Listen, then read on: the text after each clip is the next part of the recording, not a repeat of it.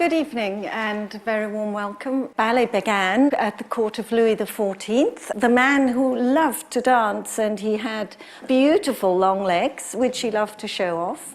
He took dancing lessons for 20 years daily, and he was so enamored with dancing that he produced these magnificent productions in which he performed with all his courtiers and the nobility.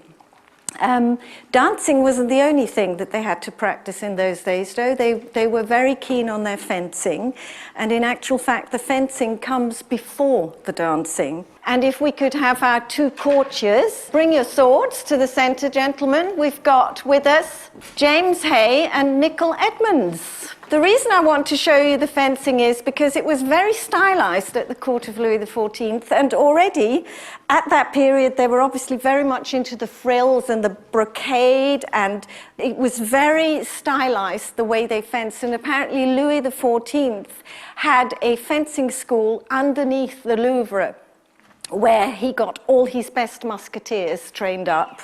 They were wearing these swashbuckling boots. So there is one theory which came from Belinda Quirey, an eminent Baroque dance personality, and she said that she reckoned that the fashion of the boots caused the event of turning out the feet, because if you can imagine, if they had these big boots on, if they walked with their feet straight forward, they would look very unattractive. So they devised this way of walking. If you just try this, boys, if you turn your feet out slightly and just swing the legs very gracefully, pulled up in the middle, and here we have the beginnings of turnout. Not too much, that's it. Anyway, I want you to have a little look at a fencing salute, which they would have done before they started their actual fight, because it looks really stylized. They stand beautifully pulled up.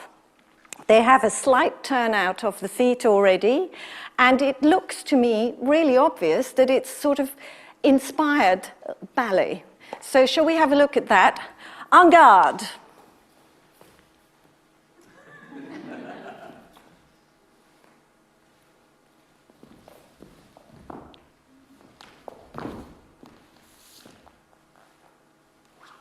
En garde.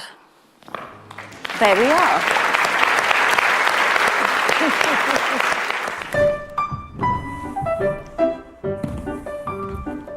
Slowly with the arms. It's okay.